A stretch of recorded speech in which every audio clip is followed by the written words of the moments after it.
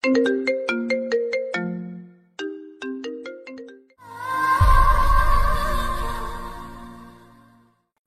রাতের দাম কত?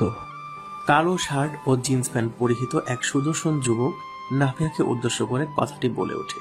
খুব ঝড় হচ্ছে, পুরো রাস্তা জনমানব শূন্য। এই শূন্য রাস্তায় ঝড় উপেক্ষা করে নিজ বাড়ির পথে অগ্রসর হচ্ছে নাফিয়া। হঠাৎ একটা কালো গাড়ি এসে থামে তার সামনে এবং গাড়ি থেকে বেরিয়ে আসে একজন পুরুষ, যাকে ল্যাম্পপোস্টের আলোতে দেখে এই সুদর্শনই মনে হচ্ছে। কিন্তু যুবকটির করা প্রশ্ন নাফিয়ার কানে আসতেই নাফিয়ার কান গরম হয়ে গেল। কিন্তু এমন ফাঁকা রাস্তায় ছেলেটির সাথে কোনো ধরনের ঝামেলা করাটা নিজের জন্যই কবর খোদার সমান মনে হচ্ছে নাফিয়ার। তাই সে কণ্ঠ স্বাভাবিক রেখে বলে, আসসালামু আলাইকুম। আপনি আমাকে ভুল ভাবছেন, আমি এক রাতের জন্য কেনা কোনো পণ্য নই।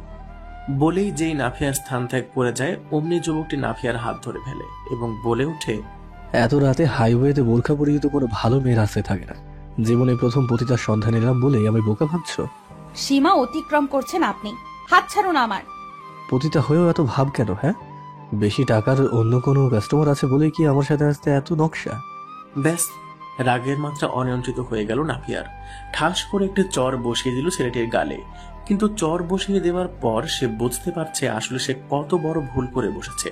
ছেলেটি রক্তচক্ষু নিয়ে তাকিয়ে আছে তার দিকে, যেন এখনই আস্ত চিবিয়ে নিবে। নাফিয়া নিজের ভয়কে লুকাবার চেষ্টা করে বলে ওঠে, লজ্জা থাকলে এবার আমার হাতটা ছাড়ুন। এই কথায় যুবকটির রাগ আরো বেড়ে গেল। সে নাফিয়ার হাত আরো শক্ত করে ধরে নিজের গাড়ির দিকে হাঁটতে আরম্ভ করলো।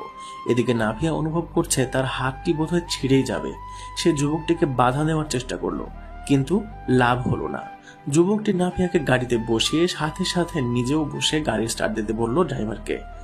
নাফিয়া বারংবার বলে চলেছে তাকে ছেড়ে দিতে, কিন্তু ছেলেটি কানে হেডফোন গুঁজে চোখ বুজে আছে।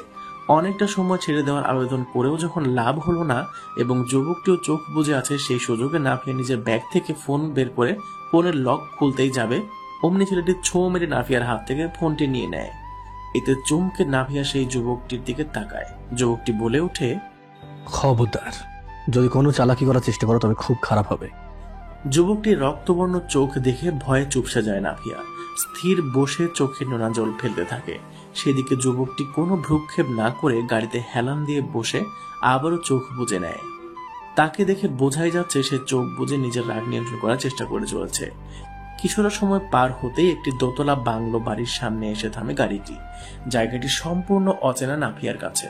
যুবকটি গাড়ি থেকে বেরিয়ে নাফিসার সামনে এসে গাড়ির গেট খুলে নাফিয়ার হাত ধরে টানতে টানতে বাড়ির দিকে এগোতে থাকে। এদিকে নাফিয়া কাঁদতে কাঁদতে বারবার তাকে ছেড়ে দেওয়ার জন্য অনুনয় বিনয় করতে থাকে, কিন্তু যুবকটি যেন কিছুই শুনছে না। দ্বিতীয় তলার একটি বেডরুমে নাফিয়াকে এনে এক ধাক্কায় বিছানায় ফেলে দেয় যুবকটি। রাগান্বিত স্বরে চেঁচিয়ে যুবকটি বলে ওঠে, How dare you? How dare you to slap Afim Ibnan? Do you have any idea who I am? You have to pay for this slap. আমাকে মাফ করে দিন প্লিজ, আমি অনেক বড় ভুল করে ফেলেছি, প্লিজ আমাকে ছেড়ে দিন। Today you did the biggest mistake in your life, so you have to pay, baby. বলেই নিজের শার্টের বোতাম খুলতে খুলতে আফিম এগিয়ে যেতে থাকে নাফিয়ার কাছে। নাফিয়া একটু একটু করে পেছাতে থাকে। আফিম দেরি না করে বিছানার কাছে যেয়ে নাফিয়ার পা ধরে নিজের কাছে টেনে নাফিয়ার উপর ভর দিয়ে শুয়ে পড়ে। নাফিয়া চিৎকার করে বলে ওঠে, প্লিজ আমাকে ছেড়ে দিন, আমি পতিতা নই। কিন্তু আফিম এসব কথা কানে না নিয়ে নাফিয়ার নেকআপটি ধরে টান দেয়। ফলে তা খুলে যায় এবং আফিমের সামনে ফুটে ওঠে এক মায়াবী চেহারা, যা দেখেই তার দিকে দৃষ্টি আটকে গিয়েছে আফিমের। ভাষা ভাষা চোখ, লাভের উপরের দিকে যেমন শেপ ঠিক তেমন শেপের ঠোঁট, খাড়া নাক, গোলগাল চেহারা, সেই সাথে উজ্জ্বল শ্যামলা গায়ের রং। যেখানে আফিম ব্যস্ত নাফিয়ার সৌন্দর্য উপভোগ করতে, সেখানে নাফিয়া কেঁদেই চলেছে। কান্নার মাঝে মাঝে নাফিয়ার ঠোঁট কামড়ে ধরছে। নাফিয়ার ঠোঁটগুলো আফিমকে খুব করে টানছে। আফিম যেন একটি ঘোরে চলে গিয়েছে। তার চোখের সামনে শুধু ঠোঁটটি ভাসছে। ঠোঁট দুটো এই মুহূর্তে ছুঁতে না পারলে যেন বড্ড ক্ষতি হয়ে যাবে আফিমের। আফিম কোনো কিছু না ভেবেই নাফিয়ার ঠোঁটে ঠোঁট বসিয়ে দেয়। প্রায় 5 মিনিট অতিবাহিত হতেই নাফিয়ার ঠোঁট ছেড়ে মাথা ওঠাতেই দেখতে পায় নাফিয়া অজ্ঞান হয়ে গিয়েছে। প্রায় সাথে সাথে আফিম নাফিয়ার উপর উঠে বাড়ির জগ এনে নাফিয়ার চোখ মুখে পানি ছিটিয়ে দেয়, কিন্তু নাফিয়ার জ্ঞান ফেরে না। এতে বেশ ভয় পেয়ে যায় আফিম। দ্রুত ডাক্তারকে ফোন করে আসতে বলার জন্য। সে নাভিয়ার পরিহিত বোরকা ও হিজাবটি খুলে নাভিয়াকে ঠিক বিছানায় শুইয়ে দেয়। আধ ঘন্টার একটু পরেই একজন মহিলা ডাক্তার এসে নাভিয়াকে এক্সামিন করে আফিমকে উদ্দেশ্য করে বলে ওঠে, ভয়ের কিছু নেই। মেয়েটি হয়তো প্রচণ্ড ভয় পেয়ে গিয়েছিল কোনো কিছুতে, সেই সাথে হয়তো সকালের পর সারাদিনই কিছু খায়নি এবং পরিশ্রম করার ফলে দুর্বলতার জন্য অচেতন হয়েছে।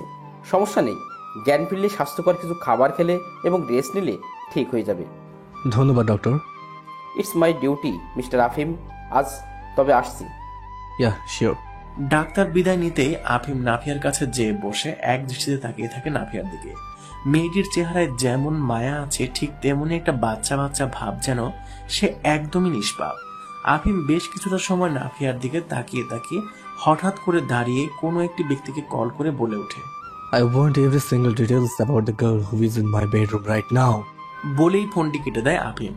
কিছুটা সময়ের মাঝেই ফ্রেশ হয়ে এসে নাভিয়া পাশের রুমে শুয়ে পড়ে। চোখ বন্ধ করতেই কেন যেন তার অস্থির লাগছে। ঘুম আসার পরও ঘুমের মধ্যে গন্ধ নেই লাগে। তার মন চাইছে তার পাশে শুয়ে থাকা নারীকে এক নজর দেখতে। অবাধ্য মনের বাধ্য হয়ে আফিম তার চোখ জোড়া মেলে তাকায় সেই মায়াবী চেহারায়। ঘুম ভাঙতেই আস্তে আস্তে চোখ জোড়া মেলে তাকায় নাভিয়া। শরীরের দুর্বলতা বেশ ভালোই অনুভব করছে সে। সকালে উঠেই কালেমা তায়েবা পড়াটা অভ্যেস তার, তাই কালেমা পড়ে উঠে বসতেই এক অপরিচিত রুমে নিজেকে আবিষ্কার করে সে। সাথে সাথেই তার মনে পড়ে যায় গত রাতের ঘটনাগুলো। চট জলদি সে একরাশ ভয় নিয়ে নিজের দিকে তাকায়। অতঃপর সে দেখে তার কাপড় ঠিকই আছে এবং শরীর কোনো পরিবর্তন বা ব্যথা নেই।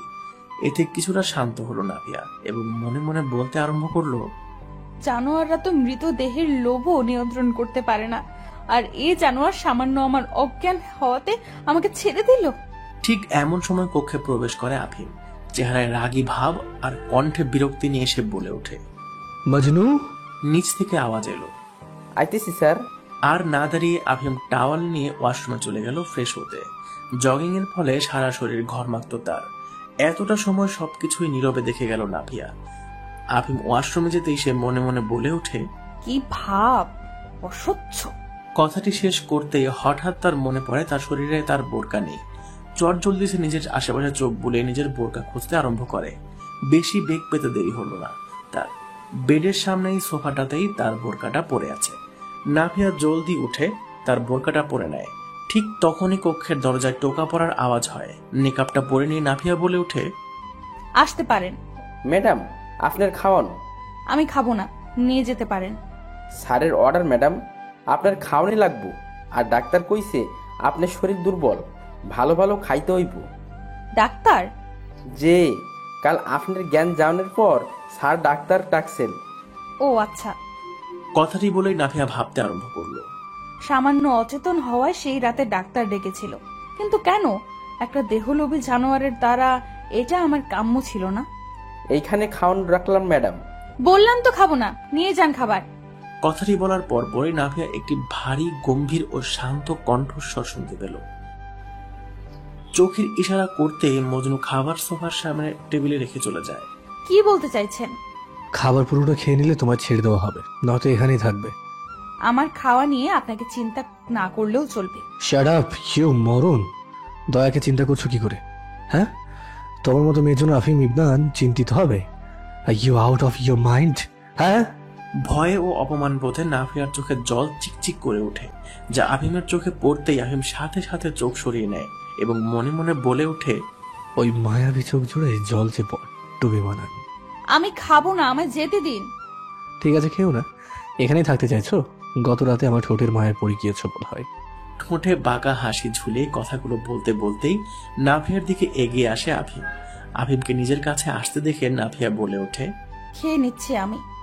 বলেই সোফায় বসে যেই খাবারে হাত দিতে যাবে অমনি আফিম বলে ওঠে। আফিমের কথায় ঠোঁট উল্টে ওয়াশরুমের দিকে অগ্রসর হয় নাভিয়া। ওয়াশরুমে ঢুকে সে মনে মনে বলে ওঠে, নিজের ফালতু কথায় আমার মাথা নষ্ট করে আবার নিজেই আমায় এভাবে অপমান করলো। কি ভাবে নিজেকে? কোনো মহাপুরুষ নাকি? দুনিয়ার সব থেকে পরিষ্কার ব্যক্তি। হাত মুখ ধুয়ে সোফায় বসে নিজের খাবার শেষ করে নিল নাভিয়া। আর চোখে নাভিয়ার কার্যকলাপ বেশ ভালোভাবে পর্যবেক্ষণ করছে আফিম। খাওয়া শেষ হতেই নাভিয়া আর দেরি করতে চায় না। আর চোখে একবার তাকায় আফিমের দিকে। আফিম বিছানায় বসে ল্যাপটপ নিয়ে কিছু একটা করছে। গত রাত হতে এই পর্যন্ত আফিমের আচরণে নাভিয়া ওকে ঘৃণাই করে।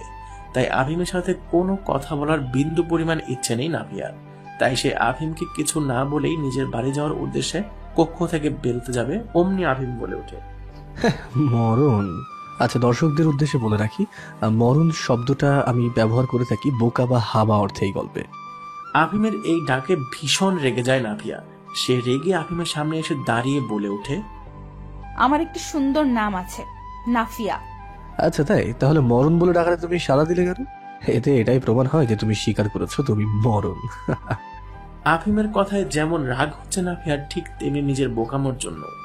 তাকে এই ডাকে সাড়া দিতে বলেছিল কে? নাভিয়া আর কিছু না বলে আবারও দরজার দিকে অগ্রসর হতে আফিম বলে ওঠে, কথা শেষ হয়নি আমার, এক পাও আগাবার দুঃসাহস করবে না। দাঁড়িয়ে যায় নাভিয়া।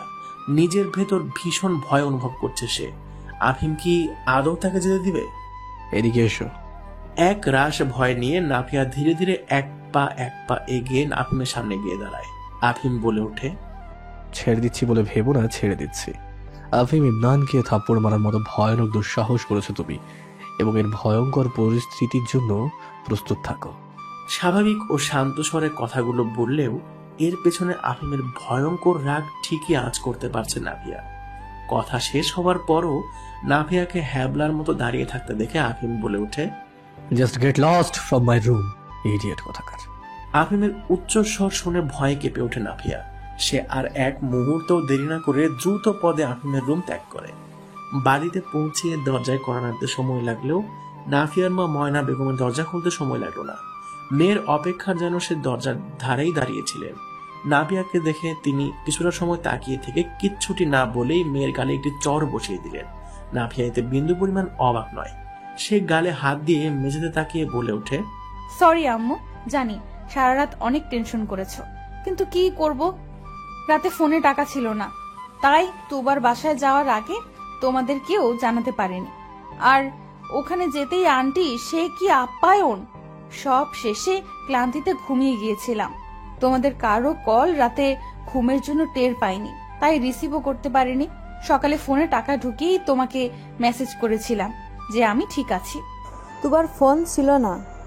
ওর বাসায় অন্য কারোর ফোনও কি ছিল না?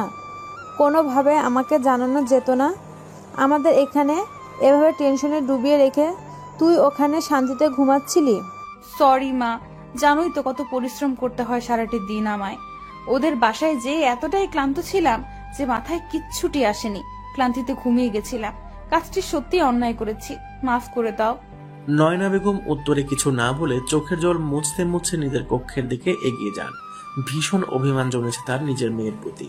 নাফিয়া বেশ বুঝতে পারছে তার মায়ের অভিমান অল্পতে কমবে না। সে বাসায় ঢুকে নিজের কক্ষে আসতেই দেখে তার ছোট বোন অবনী মুখ গোমরা করে বসে আছে। বোরকাটা খুলে বিছানায় ফেলে আলমারি থেকে কাপড় বের করতে করতে অবনীকে উদ্দেশ্য করে বলে ওঠে, কিরে, দেখিস নাই আমি আসছি? উত্তর না পেয়ে নাফিয়া আবারও বলে ওঠে, বাহ, বড় বোন যে গত রাতে বাড়ি ফেরেনি সে খবর আছে? এসেছো কেন? যেখানে ছিলে সেখানেই থাকতে। আচ্ছা, চলে যাব। অবনী নাফিয়ার কথা শুনে পেছন ফিরে তাকায় তার দিকে। অবনের দিকে তাকাতেই নাফিয়া দেখে মেয়েটা কাঁদছে। নাফিয়া দ্রুত পদে বোনের কাছে যেয়ে বলে ওঠে, কাঁদছিস কেন? তুমি জানো গত রাতে আমরা সবাই কতটা চিন্তায় ভুগেছি। মা, বাবা, আমি সারা রাত ঘুমাইনি। বাবা তো চেয়েছিলেন সকালেই থানায় যাবেন, আর আম্মু তো কেঁদেই অস্থির। আমি তোমার সব ফ্রেন্ডদের কল দিয়েছি, তাদের মধ্যে শুধু তুবা আপু এবং অরিন আপু কল ধরেনি। আচ্ছা, সরি। বলেই নিজের ছোট বোনকে বুকে জড়িয়ে নেয় নাফিয়া এবং মনে মনে বলে ওঠে, ভাগ্যিস তুবা কল ধরেনি। নাফিয়া নিজ বাড়ির উদ্দেশ্যে রওনা হওয়ার পরপরই আফিমও রওনা হয় নিজ বাড়ির উদ্দেশ্যে। বাড়িতে পৌঁছে নিজের রুমের দিকে যাওয়ার সময় আফিমা স্থানীয় বেগম তাকে দেখে বলে ওঠে, আফিম, সারা রাত কোথায় ছিলে? বাংলোতে মম। কেন? এমনি। এমনি মানে কি? এভাবে না জানিয়ে হঠাৎ বাংলোতে কেন গেলে? ওহো বৌমা, আমার পোতাকে এত প্রশ্ন কেন করছো? যেন সে কোনো ক্রিমিনাল। আম্মা ছোটবেলা থেকে ওকে এভাবে আদর দিয়ে বাদর বানাইছে। খবরদার, আমার পোতাকে নিয়ে একটিও বাজে বকবে না। যাও, ওর জন্য খাবার প্রস্তুত করো। স্থানীয় বেগম শাশুড়ির আদেশে রান্নাঘরের দিকে এগিয়ে গেলেন। মায়ের প্রশ্নের ভান্ডার থেকে রেহাই পেতে আফিম খুশিতে তার দাদিকে জড়িয়ে ধরে বলে ওঠে, love you. Love you too. তোমার শরীর এখন কেমন আছে? মোটামুটি। তোর বাবা বলল আমার পরিচর্যা দেখাশোনার জন্য একজন লোক রাখবে। বাহ, কোন লোক ঠিক করেছো? এখন অবধি না। কথাটি শোনা মাত্র বাঁকা হাসে আফিম। কিছু একটা ভেবে সে তার দাদির গালে চুমু বসিয়ে তার থেকে বিদায় নিয়ে নিজ কক্ষে প্রবেশ করে।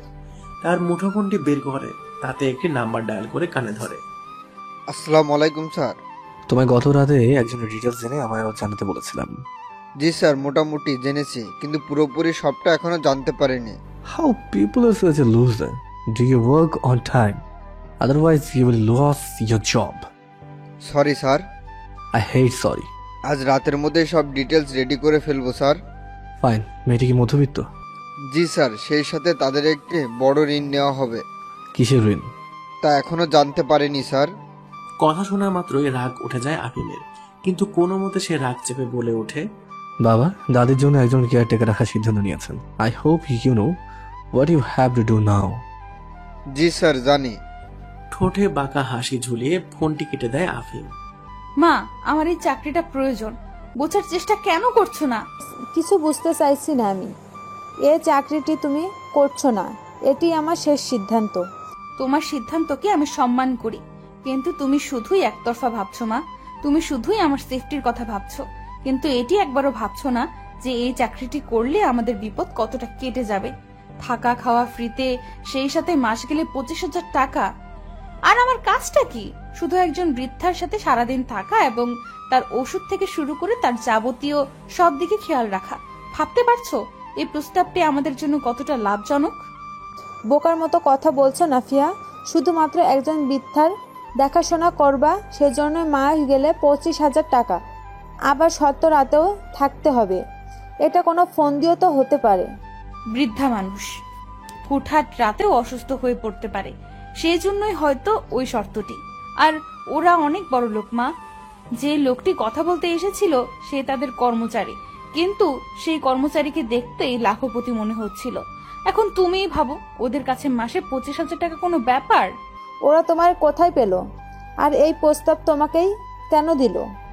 লোকটা বলেছিল আমার কোনো এক স্টুডেন্টের প্যারেন্টস তাদের আমাকে এই কাজটি দেওয়ার জন্য পরামর্শ দিয়েছে। তোমার স্কুলের চাকরিটার কি হবে? তা অব্যাহত থাকবে। আমি কথা বলে নিয়েছি লোকটির সাথে। স্কুলে আমার 3টি ক্লাস পড়াবার আছে, যাদের ঘন্টার ব্যাপার এতটুকু ছাড় দিবেন তারা। তাও আমার মন সায় দিচ্ছে না। উফ মা। বলেই নাভিয়া তার মাকে জড়িয়ে ধরে। কণ্ঠে একটু আহ্লাদি ভাব এনে বলে ওঠে, মা প্লিজ না করো না, আমি সেফ থাকবো ইনশাআল্লাহ। আর তুমি না হয় 3 বেলা নিয়ম করে কল দিও। আর আল্লাহ না করুক কোনো সমস্যা হলে ব্যাস 35 থেকে 40 মিনিটের পথ। রাজি হয়ে যাও না। আচ্ছা করো যা ইচ্ছা। আমার কথার কি আর কেউ দাম দেয়? বাবা সহ মেয়ে দুটো তাই করবে যা তাদের মন চাবে। বলতে বলতেই নাফিয়ার বাহুবন্ধনী হতে নিজেকে ছাড়িয়ে নাফিয়ার কক্ষ ত্যাগ করেন নয়না বেগম।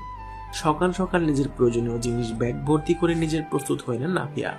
অতঃপর পরিবারের সকল থেকে বিদায় নিয়ে রওনা হয় নিজের নতুন কর্মস্থলের উদ্দেশ্যে। বিশাল জায়গা নিয়ে ঘেরাও করা একটি 3 তলা বাড়ির সামনে দাঁড়িয়ে আছে নাফিয়া। মুগ্ধ হয়ে বাড়িটি দেখছে সে। সাদা এবং কমলা রঙের বাড়িটির চারপাশ উঁচু দেওয়ালে ঘেরা। দেওয়ালের ভেতরের দিকটা বিভিন্ন ফুল গাছ দ্বারা সজ্জিত। মেইন গেটটি যেমন বড় তেমন এর উপর করা কারুকাজগুলো আকর্ষণীয়। মুগ্ধতা নিয়ে নাফিয়া বাড়ির সদর দরজায় বেল বাজাতেই একটি 21-22 বছরের মেয়ে দরজা খুলে বলে ওঠে, আসসালামু আলাইকুম ম্যাম, কাকে চাই? জি, আমাকে এ বাড়ির একজন বুজুর্গ ব্যক্তির পরিচর্যার দায়িত্বে নিয়োগ করা হয়েছে। ও, ভেতরে আসুন। মেয়েটি নাফিয়াকে সোফার দিকে ইঙ্গিত করে বলে ওঠে, এখানে বসুন, আমি ম্যামকে ডেকে দেই। জি। মেয়েটি যেতেই নাফিয়া পুরো হল রুমটিতে একবার চোখ বুলিয়ে নেয়। একটি বেশ বড় সাইজের টিভি দেওয়ালে লাগানো, সেই সাথে আরো অনেক আকর্ষণীয় আসবাবপত্র দিয়ে পুরো হল রুমটি সাজানো। এসব দেখার মাঝেই আফিমের মা সানিয়া বেগম এসে হাজির হন। তিনি নাফিয়ার সামনের সোফায় বসে যেই কিছু বলতে যাবে অমনি কারো কণ্ঠস্বর ভেসে আসে। What's your name? কণ্ঠস্বরটি কানে আসতেই চোখ জোড়া রসগোল্লার ন্যায় বড় হয়ে যায় নাফিয়ার। সে নিজের জায়গায় একদম স্থির হয়ে থাকে। আফিম সিঁড়ি দিয়ে নামতে নামতেই প্রশ্নটি করেছিল, এখন তার মায়ের পাশে সোফায় হেলান দিয়ে বসে আফিম বলে ওঠে। কি হয়েছে, শুনতে পাওনি আমার প্রশ্ন? আফিমকে নিজের সামনে দেখে একইভাবে রসগোল্লার ন্যায় চোখ করে তাকিয়ে আছে নাফিয়া। সে এতটাই অবাক হয়েছে যে বুঝে উঠতে পারছে না তার আসলে কি প্রতিক্রিয়া দেখানো উচিত। নাফিয়ার এমন অস্বাভাবিক আচরণটা সানিয়া বেগমের বোধগম্য হল না। তিনি কিছু বলতে যাবে অমনি আফিম বলে ওঠে, মম তুমি একটু দাদিকে নিয়ে এসো তো, আমি ততক্ষণ ওর সাথে কথা বলছি। সানিয়া বেগম আর কথা বাড়ান না, চলে গেলেন তার শাশুড়ি মাকে নিয়ে আসতে। সানিয়া বেগম যেতেই আফিম নাফিয়াকে উদ্দেশ্য করে বলে ওঠে, Why are you staring like this? আপনি এখানে? আমারই বাসা। আর হ্যাঁ, খবরদার, যদি ভুলে ওই চাকরিটি না করার কথা চিন্তা করো তবে বেশ বড় ভুল করে বসবে। কারণ তোমার ওই স্কুলের চাকরি যার টাকা দিয়ে তুমি চলো, সেই চাকরিটি তোমার হাতছাড়া করতে আমার জাস্ট একটা আদেশই যথেষ্ট। এছাড়াও তোমার এবং তোমার পরিবারের সদস্যদের জীবন নরক বানিয়ে দেওয়ার তেমন কোনো কঠিন কাজ নয় আমার জন্য। নাভিয়া বেশ ভালোই বুঝতে পারছে যে সে খুব বাজেভাবে ফেঁসে গিয়েছে। সে কাঁদো কাঁদো কণ্ঠে আফিমকে বলে ওঠে, প্লিজ আমায় ক্ষমা করে দিন সেই অপরাধটার জন্য, আমি সত্যি ইচ্ছে করে করি। নাভিয়ার কথা শেষ হওয়ার আগেই আফিম বলে ওঠে, Shut up, Morun. My mom and granny must be coming soon. Behave normal. সাথে সাথেই নাভিয়া নিজেকে ঠিকঠাক করে নেয় স্বাভাবিক না হয়েও স্বাভাবিক আচরণ করার জন্য। তার একটু পরেই আফিমের মা ও দাদি এসে পড়েন। দুজনে বসে প্রথমে নাভিয়ার সম্পর্কে জানতে চায় এবং পরে সারা দিনের দাদির কি কি কাজ ঔষধ আছে সেগুলো এবং নাভিয়ার কাজ বুঝিয়ে দেন। কথার পর্ব চলাকালীনই চা নাস্তাও সেরে নেওয়া হয়। সব শেষে সেই মেয়েটিকে ডেকে বলা হয় নাভিয়াকে গেস্ট রুম কোথায় তা দেখিয়ে দিতে। নাভিয়া গেস্ট রুমটায় প্রবেশ করে দেখে এই রুমটিও সুন্দর, বেশ পরিপাটি, কিন্তু এখন এখানকার চেয়েও মুগ্ধ হতে পারছে না সে, কারণ তার মধ্যে মুগ্ধতার মহ কাজ করছে না। মন মস্তিষ্ক সব জায়গায় আফিম নামক বড্ড ভয়ঙ্কর প্রাণীটি ঘুরছে। যা হচ্ছে তা হতে দেওয়া ছাড়া যেহেতু আর কোনো উপায় নেই, তাই নাভিয়া বেশি না ভেবে নিজের পরিহিত বোরকা খুলে ফ্রেশ হয়ে নেয়। অতঃপর তৈরি হয়ে সে অগ্রসর হয় দাদির রুমের দিকে। পথে আফিমের চোখে পড়ে যায় নাফিয়া।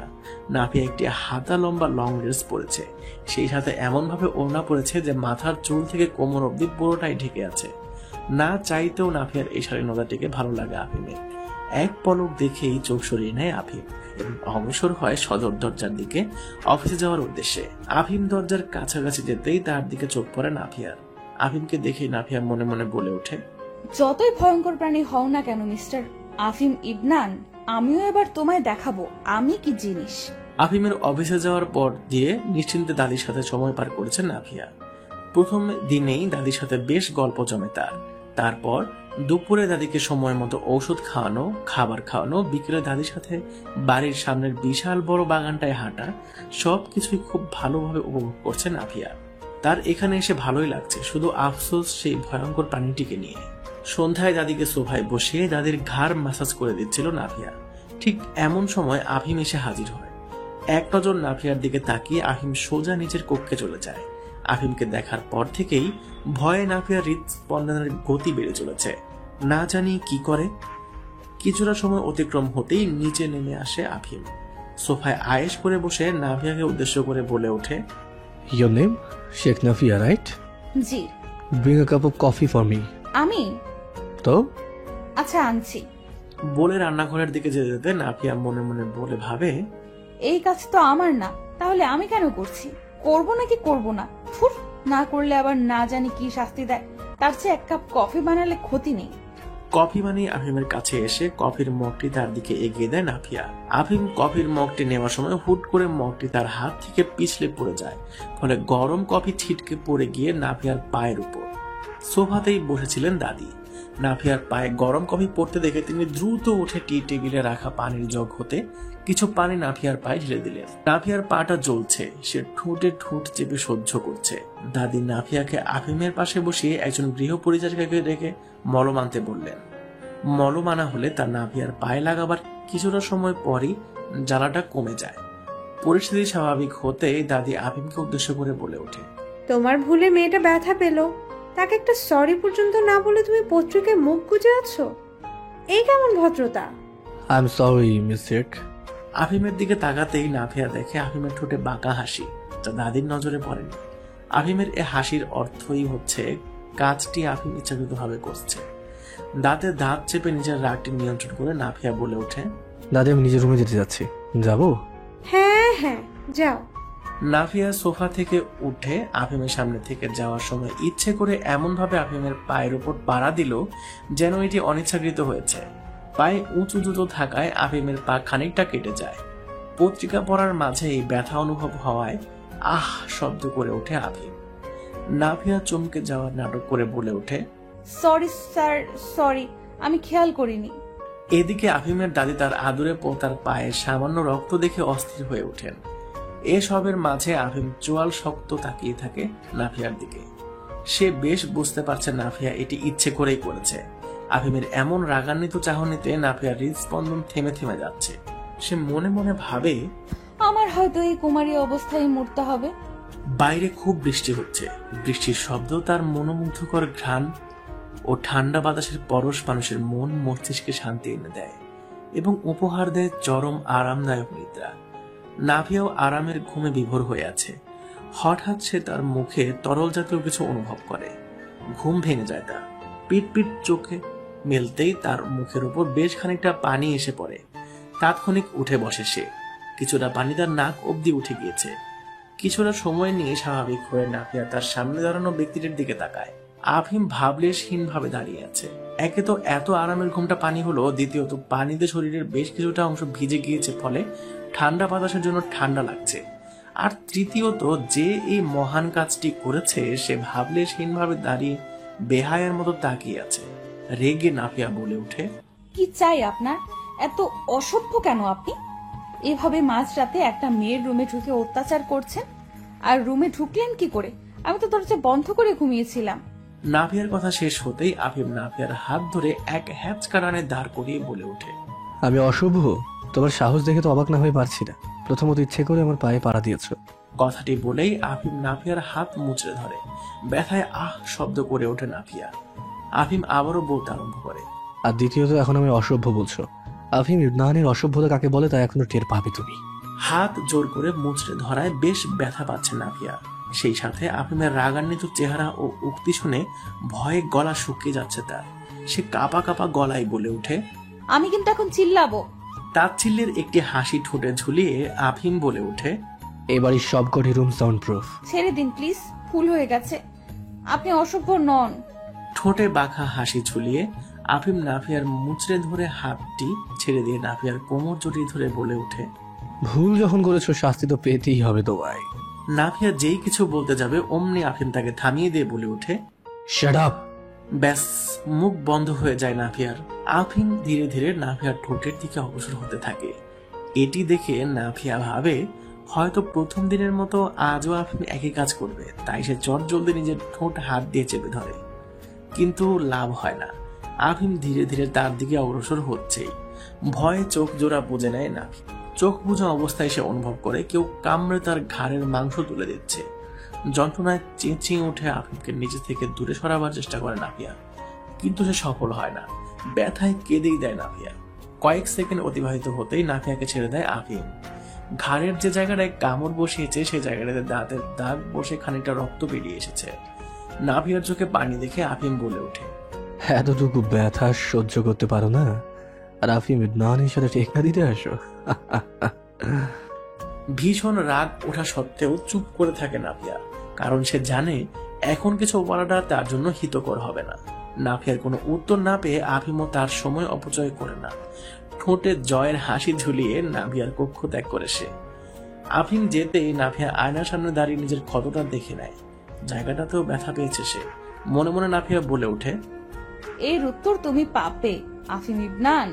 সকাল ঠিক 5টায় ঘুম থেকে উঠে ফ্রেশ হয়ে নিজের ইবাদত শেষ করে দাদির কক্ষে যাওয়ার জন্য রওনা হয় নাফিয়া। দাদির পাশের রুমটি দেওয়া হয়েছে তাকে। দাদির কক্ষে প্রবেশ করতেই নাফিয়া দেখে দাদি পত্রিকা পড়ছেন। দাদিকে উদ্দেশ্য করে সে বলে ওঠে, আসসালামু আলাইকুম দাদি, শুভ সকাল। ওয়ালাইকুম আসসালাম। উঠে পড়েছো? জি, এখন বলুন হাঁটতে যাওয়ার আগে কি খাবেন? 1 কাপ দুধ চা হলে মন্দ হয় না। 1 কাপ দুধ চা, না হয় 1 কাপ দুধ, না হয় 1 কাপ চা। এখন কি আমার রং চা খেতে হবে? জি অবশ্যই, যা আপনার স্বাস্থ্যের জন্য উপকারী ঠিক তাই খেতে হবে। আচ্ছা, তবে 1 কাপ রং চা। আচ্ছা আনছি। বলেই নাফিয়া তাদের কক্ষ ত্যাগ করে রান্নার ঘরে প্রবেশ করে। রান্নাঘরে দুজন রাঁধুনি সকালের নাস্তা তৈরির প্রস্তুতি নিচ্ছে। নাফিয়া তাদের একজনকে উদ্দেশ্য করে বলে ওঠে, আপু, দাদির রং চা চেয়েছে, এখনই বানিয়ে দিতে পারবেন তো? জি অবশ্যই ম্যাম। ম্যাম বলার প্রয়োজন নেই, আপনি আমার বড়, তাই নাফিয়াই বলুন। জি আচ্ছা। আর আরেকটি কথা, আজ থেকে দাদির 3 বেলার খাদ্য তালিকায় কি কি খাবার থাকবে তা আমার থেকে অবশ্যই জেনে নেবেন। ঠিক আছে। আজ তার সকালের নাস্তার জন্য 2টি রুটি, এই যে এই বাটি, 1 বাটি গরুর কলিজা এবং ডিম তৈরি করবেন। আছে তো সব? জি আছে, তৈরি হয়ে যাবে। ধন্যবাদ। বলেই রান্নাঘর থেকে বেরিয়ে দাদির কক্ষের দিকে অগ্রসর হয় নাফিয়া। ঠিক 5:30টায় দাদি ও নাফিয়া দুজনে বেরিয়ে পড়লো হাঁটার জন্য। বাড়ির কাছে একটি পার্ক আছে, সেই পার্কটিতে দুজন হাঁটার সাথে সাথে বিভিন্ন গল্পও করলো। প্রায় 1 ঘন্টা হাঁটার পর দুজন বেশ ক্লান্ত হয়ে বাড়ি ফিরে এলো। বাড়িতে প্রবেশ করতে সানিয়া বেগম ঠোঁটে হাসি টেনে তাদের উদ্দেশ্যে বলে ওঠে, হাঁটা হলো আমাদের। নাফিয়া ঠোঁটে হাসি ফুটিয়ে সম্মতি জানালো, আর দাদি বলে উঠলো, তোমারও হাঁটা উচিত বৌমা, বয়স তোমারও হয়েছে, সেই সাথে ওজনটাও তো তোমার কম নয়। শাশুড়ির এমন উক্তি শুনে মুহূর্তেই মুখটি কালো হয়ে গেল সানিয়া বেগমের। তিনি শাশুড়িকে উদ্দেশ্য করে বলে ওঠেন, মন্দ বলেন নিমা। সানিয়া বেগমের মন খারাপ হতে দেখে নাফিয়া বলে ওঠে, কি যে বলেন না দাদি, আন্টি এখনো ইয়াং আছে, তাকে দেখে কেউ বলবে নাকি তার এত বড় একটা ছেলে আছে? আমি তো প্রথমে দেখে অবাক হয়েছিলাম, যার শাশুড়িকেই এখনো বার্ধক্য কাবু করতে পারলো না, সেখানে তার বয়স তো অনেক কম। নাফিয়ার কথায় সানিয়া বেগমের চেহারা খুশিতে জলজল করে ওঠে এবং তার ঠোঁটের হাসিটি আবারও ফিরে আসে। দাদি নাফিয়াকে উদ্দেশ্য করে বলে ওঠে, শাশুড়ি বৌমা দুজনকেই পটানো হচ্ছে দেখছি। নাফিয়া হেসে বলে ওঠে, মোটেই না, যা সত্যি তাই বলছি। নাফিয়ার কথায় দাদি একটু হেসে সানিয়া বেগমকে বলে ওঠে, বৌমা আমার খাবার প্রস্তুত করো, ফ্রেশ হয়ে আসছি। আচ্ছা মা। অতঃপর নাফিয়া ও দাদি উভয় চলে গেল নিজ নিজ কক্ষে ফ্রেশ হতে এবং সানিয়া বেগম রান্না করে। আফিমের সকাল হয় 6টায়। উঠে বেরিয়ে পড়ে জগিং এর উদ্দেশ্যে। টানা 1 ঘন্টা ওয়ার্ক আউট করে বাড়ি ফিরেন তিনি। বাড়ি ফিরে গোসল সেরে একদম অফিসে যাওয়ার জন্য প্রস্তুত হয়ে নিজের কক্ষ হতে খাবার ঘরে এসে নিজের সকালের নাস্তা শেষ করেন। তারপর কিছুটা সময়ের জন্য পত্রিকায় মুখ ডুবান। অফিস 9টায় হওয়ায় 8:40 অফিসের উদ্দেশ্যে রওনা হন। এই ছিল আফিমের প্রত্যেক দিনের সকালের নিয়মিত কার্যক্রমের সূচি। আজও এর ব্যতিক্রম হলো না। অফিসে যাওয়ার জন্য পুরোপুরি প্রস্তুত হয়ে খাবার ঘরে এসে 4-5টায় চোখ বুলিয়ে নেয় সে, কিন্তু নাফিয়ার দেখা না মেলে না। তাই খাওয়াটা শেষ করে আফিম তার দাদির কক্ষে যায়, হয়তো নাফিয়া সেখানেই আছে এই ভেবে। কিন্তু দাদির কক্ষেও নাফিয়ার খোঁজ মেলে না। আফিমকে সকাল সকাল নিজের কক্ষে আবিষ্কার করে বেশ বিস্মিত হন দাদি। তিনি কৌতূহল দমিয়ে না রেখে জিজ্ঞেস করে বসেন, আজ এত সকাল সকাল আমার রুমে? এমনি দেখতে এলাম, কেমন আছো? এত বছরে তো কখনো সকাল সকাল তোমার আমার কথা মনে পড়েনি, তবে আজ হঠাৎ। ওফ দাদি, ডোন্ট বিহেভ লাইক মম। আচ্ছা আচ্ছা। মিস শেখ ঠিক মতো নিজের কাজ করেছে তো? একটু বেশি সুনাম করলে। কমই করেছি। তা যাই হোক, এখন কই মহারানী? তোমাকে একা ফেলে নিজেতে মত্ত হয়ে আছে আর তুমি বসে তার সুনাম করছো। ওর স্কুলে ক্লাস শুরু হয় 7:30টায়, তাই স্কুলের উদ্দেশ্যে বেরিয়েছে। কথাটি শুনে আফিম মনে মনে বলে উঠল, ইস, ভুলে গিয়েছিলাম, সকাল সকাল এক ডোজ দিয়ে যাব, তার হচ্ছে না। নাফিয়ার খবর মিলতেই আফিম উঠে দাঁড়িয়ে তার দাদিকে উদ্দেশ্য করে বলে ওঠে, আচ্ছা দাদি, আমি যাই, তুমি নিজের খেয়াল রেখো। কথাটি শেষ করে দাদির দিকে একটা ফ্লাইং কিস ছুড়ে কক্ষ ত্যাগ করে সে। 7:30 হতে 9টা অবধি 3টে ক্লাস নেয় নাফিয়া, প্রথম, তৃতীয় এবং চতুর্থ। এই 3টি শ্রেণীর 3টি বিষয়ে ক্লাস নেয় সে। 9টা বাজে ক্লাস নেওয়া শেষে বাসায় এসে পৌঁছায় নাফিয়া। ফ্রেশ হয়ে দাদির কক্ষে যেতেই দেখে দাদি ঘুমিয়ে আছে, তাই আবার নিজের কক্ষে ফিরে আসে সে। বিছানায় গা এলিয়ে দিতেই তার চোখের সামনে ভেসে ওঠে গত রাতে আফিমের করা কাজটি। আফিমের এই কাজটির একটি পাল্টা জবাব তার দিতেই হবে, কিন্তু কিভাবে দিবে তাই ভাবনার বিষয়। শুয়ে শুয়ে এটি ভাবতেই ব্যস্ত হয়ে পড়ল নাফিয়া। সন্ধ্যায় সবাই হলরুমে বসে টিভি দেখছে। আফিমও অফিস থেকে ফিরে ফ্রেশ হয়ে নিয়ে হলরুমে এসে পত্রিকাটি নিয়ে বসে। কিছুটা সময় পত্রিকায় মুখ ডুবিয়ে থাকার পর আফিম নাফিয়ার দিকে আর চোখে তাকিয়ে দেখে নাফিয়া খুব মনোযোগ দিয়ে টিভিতে বাংলা নাটক দেখছে। নাফিয়ার এত শান্তি তার সহ্য হলো না। সে নাফিয়াকে উদ্দেশ্য করে বলে ওঠে, মিস শেখ, আমার জন্য এক কাপ কফি নিয়ে আসবেন কি? ও কফি আনতে যাবে কেন এত সার্ভেন্ট থাকতে? দাঁড়া, কোনো একজন সার্ভেন্টকে বলছি। না না আন্টি, আমি আনছি, কোনো সমস্যা নেই। সানিয়া বেগম উত্তরে কিছু না বলে মুচকি হাসে। এদিকে নাফিয়া যেন আফিমের মুখ থেকে এটি শোনার জন্য অপেক্ষারত ছিল এতক্ষণ। ঠোঁটে হাসি ঝুলিয়ে নাফিয়া চলে যায় রান্নাঘরে কফি বানাতে। আর এদিকে কিছুটা সন্দিহান চোখে আফিম তাকিয়ে রয় নাফিয়ার যাওয়ার দিকে। মেয়েটির মতলব তার কাছে ঠিক সুবিধার লাগছে না। কিছুটা সময় পার হতেই নাফিয়া কফি হাতে ফিরে আসে। আফিমকে কফিটি এগিয়ে দেয় ঠোঁটে হাসি ঝুলিয়ে। নাফিয়ার ওর দিকে তাকিয়ে হাসাটা ঠিক মতো হজম হলো না আফিমের। সে ভ্রু কুঁচকে একবার নাফিয়াকে দেখে নিয়ে একটু করে কফিতে চুমুক বসায়। কফির টেস্ট একদম ঠিক দেখে আফিম খানিকটা অবাক হয়, কারণ সে ভেবেছিল নাফিয়া কফিতে কিছু একটা মিশিয়েছে। কিন্তু এমনটি না হয় আফিম আরো একবার নাফিয়ার দিকে তাকায়, দেখে নাফিয়া টিভিতে মনোযোগ দিয়ে দেখছে। আফিম আর বেশি না ভেবে কফিটি এক চুমুক করে শেষ করে ফেলে। খাওয়ার কিছুটা সময় বেরোতেই পেট কেমন জানি শব্দ করে ওঠে। আফিমের মনে হচ্ছে সে এখনই ওয়াশরুমে না গেলে বিরাট ক্ষতি হয়ে যাবে। পত্রিকাটা কোনো মতে রেখে আফিম দ্রুত গতিতে নিজের কক্ষের ওয়াশরুমের উদ্দেশ্যে অগ্রসর হয়। দ্রুত পদে ওয়াশরুমে ঢুকতেই পা পিছলে ঠাস করে ওয়াশরুমের মেঝেতে পড়ে যায় সে। ভালো করে মেঝেতে দৃষ্টিপাত করলেই সে দেখে পুরো ফ্লোরটায় সাবান পানি। পায়ে প্রচুর ব্যথা পাওয়া সত্ত্বেও কোনো মতে উঠে কাছে সেরে নেয়। কাজ শেষ হতেই যেই সে বেরোতে যাবে তখন দেখে ওয়াশরুমের গেটটা বাইরে দিয়ে আটকানো। আফিম বেশ বুঝতে পারছে এই সব কাজের পেছনে কার হাত। রেগে পুরো মুখ লাল বর্ণ ধারণ করেছে তার। জোরে জোরে নিঃশ্বাস ছেড়ে হাত বারবার মুঠোবন্দি করে এবং খুলে নিজের রাগ কমানোর চেষ্টা চালিয়ে যাচ্ছে সে। এরই মাঝে আবারও পেট শব্দ করে ওঠে তার।